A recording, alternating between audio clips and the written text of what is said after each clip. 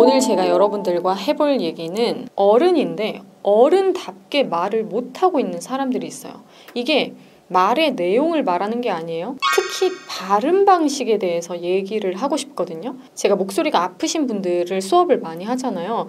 거기서 공통성이 뭐냐면 아이를 대상으로 한 스피치 화법을 갖고 있는 분들이 많고 성인과 얘기하듯이 성인 스피치를 구사하고 있는 사람들이 발성적으로 발음적으로 없다라는 거예요. 특히 육아하시는 분들 있죠. 육아를 하면서 아이가 크기까지가 상당히 긴 기간이에요. 엄마들이 아이를 키우면서 이 아이가 말을 배워야 되잖아요. 그러니까 엄마 해봐, 엄마 막 이래요. 저희가 엄마라는 단어를 얘기할 때 엄마 해봐, 엄마 집이야? 이렇게 얘기를 하잖아요. 엄마 어디야? 엄마 집이야? 이렇게 얘기 안 하잖아요. 이런 것처럼 아이들을 오랜 시간 동안 언어적으로 교육하는 입장이었던 주 양육자가 되는 남자든 여자든 그 시기에 아이 맞춤으로 말하기 방식이 바뀌어요. 엄마가 어제 마트에 가서 우유랑 오이랑 간식 해줄 이거랑 저거랑 막 이렇게 꼭꼭 씹어서 얘기를 한단 말이에요. 그러면서 어때요? 운율도 딱 들어보니까 엄마가 어제 마트에 갔다가 채소 단위라고 저는 이걸 표현합니다. 제가 가르치는 방식 중에 이런 파트가 있어요.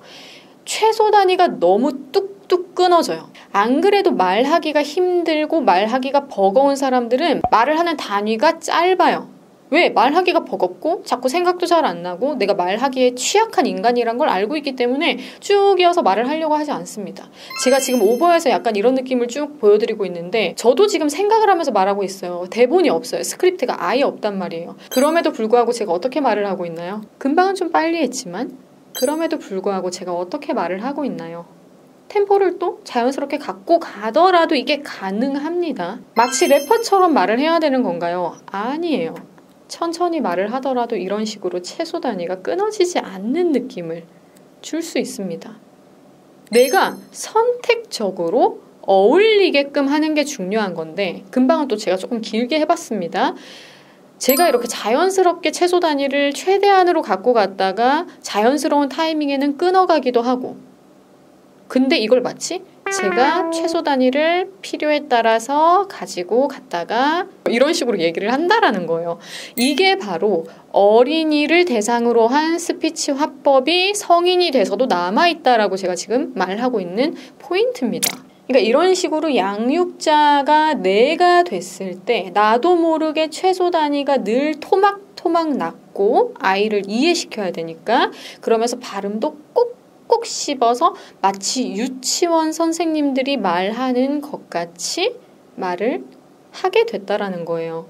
그러니까 이런 시기가 아이가 7살, 8살, 9살, 10살까지 갑니다. 그러니까 초등학교 저학년 이상까지를 이런 느낌으로 계속 아이와 오랜 시간 대화를 하다 보면 어떻게 됩니까? 내가 양육자이기도 하지만 교육자이기도 하니까 이 아이에게 다 맞춤이 돼버리면서 성인과 대화하는 방식이 무너진단 말이에요. 그러니까 여기에도 그 순간에 그 역할을 하는 거라고 생각을 하셔야지 완전히 매몰이 되어버려요. 나라는 사람의 아이덴티티가 바뀌어버려요. 저는 중거 집단이 되게 무섭다라고 생각을 하는데 내가 솔로로 지낼 때 사회생활 중에 하는 역할이 있고 가정을 이루면서 남편과 자녀의 엄마로서 아빠로서 뭐 이렇게 하는 역할이 너무 다르잖아요. 거기서 아이덴티티가 확 바뀌어버리는데 이게 아이덴티티만 바뀌는 게 아니라요. 말하는 방식이나 사고방식 이런 게 완전 싹 다 바뀌어요. 오늘은 발성 방식과 발음 방식에 대해서만 말씀을 드리는 건데 영향이 이렇게 온다라는 겁니다. 그래서 내가 주 양육자일 때 아이를 대상으로 말을 했던 기간이 매우 길어지고 그게 굉장히 집중적이었기 때문에 완전히 아이를 대상으로 하는 스피치로 내 화법이 변하고 말하기 방식이 변해져 있다라는 거죠. 그러면서 정말 아이를 교육하는 입장에 계신 유치원 선생님들이나 유아를 대상으로 하는 교육 사업을 하시는 분들, 특히 저학년을 대상으로 한 초등학교 선생님들이 목소리 상태가 굉장히 안 좋아요. 꼭꼭 씹어 얘기해야지 애들이 잘 이해를 할 수 있으니까를 전제를 두고서 계속 말을 하니까 이 누적치가 쌓이면 쌓일수록, 그리고 바깥에 나가서 그 역할을 벗어났을 때는 성인의 스피치로 돌아와야 되는데 그렇게 돌아오지 못했을 때 완전히 습관이 바뀌게 되면서 버릇이 되는 거죠. 성인의 말하기 방식을 완전히 잊어버리게 돼요. 제가 뭐 결혼하기 전까지는 안 이랬던 것 같은데, 아이를 낳기 전까지는 안 이랬던 것 같은데, 이런 표현을 굉장히 많이 하세요. 저한테 오시는 분들 중에서. 저는 여러분들에게 성인의 스피치로 돌아오세요 라는 말을 하고 있습니다. 우리는 성인이에요. 내가 일단 성인이고 성인과 대화를 합니다. 근데 성인이랑 대화를 할 때도 제가 오늘 집에 일찍 갔었어야 됐는데 막 이렇게 말을 해요. 누구를 대상으로 하는 말이냐는 거예요. 상대방이 성인이에요, 여러분. 근데 그렇게까지 발음을 꼭꼭 씹어서 내가 마치 음식을 동강동강 내서 이해하기 쉽게끔 잘라서 이렇게 말하듯이 성인들과 대화를 할 이유가 없잖아요. 제가 오늘 집에 오려고 준비를 하다가 아는 사람을 바깥에서 만났는데 너무 이상하지 않나요? 근데 이런 분들 되게 많아요. 그러니까 이게 바로 채소 단위가 동강동강 낮고 숨을 마시기 위한 목적도 아닌데 굳이 다 끊어가는 거예요. 이런 것들을 제가 채소 단위라고 표현하고 있고, 이게 너무 많이 분리되는 사람들은 덩어리화 시켜주셔야 합니다 라고 얘기를 하면서 이런 훈련을 굉장히 많이 시킵니다.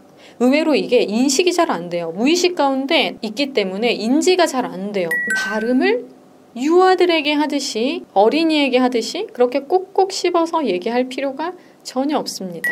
혹은 또 재밌는 게 어린이를 대상으로 한 일을 하시는 게 아니에요. 그냥 영업직이나 말을 그냥 많이 하는 직업임에도 불구하고 상대방을 설득시켜야 된다라는 부담감, 뭔가 내가 PT를 잘해야 된다라는 부담감, 뭔가 이걸로 경제적인 어떠한 것과 또 연결되어 있는 상태에 계신 분들이 어떻게 말을 하냐면, 역시나 말을 할 때 굉장히 신경 써서 말하면서 발음에도 굉장히 신경 쓰면서 말씀을 하십니다. 발음에 오사용을 일으킵니다. 과사용이라고도 표현할 수 있겠는데 굳이 그럴 필요가 없을 만큼 남들은 그냥 이렇게 걸어가는데 나 혼자서 막 최선을 다해서 이렇게 걸어가는 거랑 똑같다고 보시면 돼요.